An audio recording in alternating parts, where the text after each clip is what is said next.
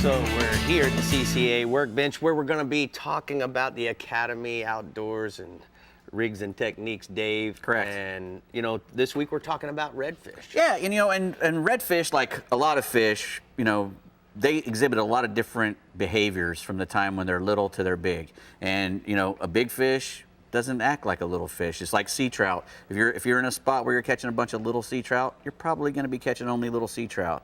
And because fish like to, school together in like-sized individuals. But, as far as redfish go, what do you consider the cutting off point between a small one and a big one? Well, you have the fish that inhabit the flats and the creeks and all the shallow areas. Those fish can be anywhere from 12 inches all the way up to 30 or so. Mm-hmm. We don't catch a lot of fish over 30 inches in the same places that you catch a 24-incher. Right. And I think what happens is those big fish move into a transition just like the bulls would, where they start now encountering deep water structure, what could be a jetty like you get up there in Tommy's region, Mayport jetties. You also in Patty Deneen's region, they get all the Destin jetty, also in Panama City.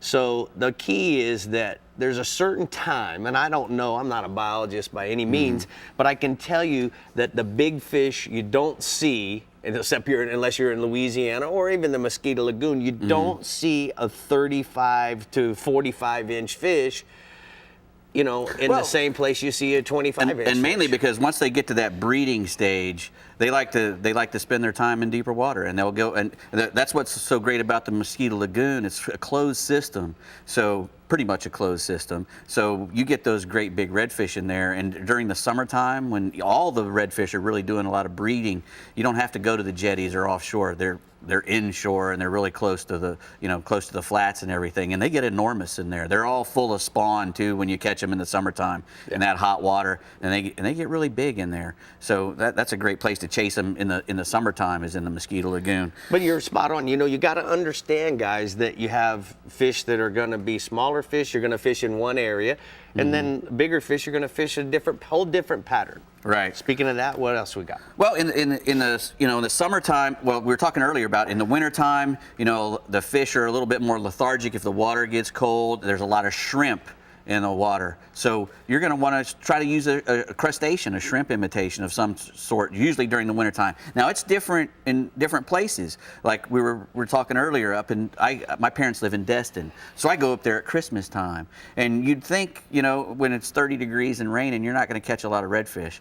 But in that bay, if the pogies have moved into that bay, the wintertime is a great time to catch big giant redfish in that bay, because they're in there chasing those pogies. So if you can get on and match the hatch or what they're eating, you have a much better chance. And like you were saying, you don't want to use a shrimp in the middle of the summer if they're out there eating pogies. You might catch one, right? But you're not going to catch them like you do if you're trying to match what they're eating. So as the spring it starts to warm up, they become a lot more aggressive, and then we are certainly that's when you're going to fish artificials. Right. So you can fish stuff that suspends, like a bass assassin with a weightless hook. That's one of my favorite things to catch, because you can catch everything with that thing. And I tell you what, Dave, I've won so many thousands of dollars in redfish tournaments fishing a gold spoon. It's idiot proof, which works really well for me. Me as well. I can throw it out and just simply reel it back. Right. The gold spoon is great for a variety of species, but redfish seem to really like them a lot. And then obviously you have all your different twitch baits and soft plastics.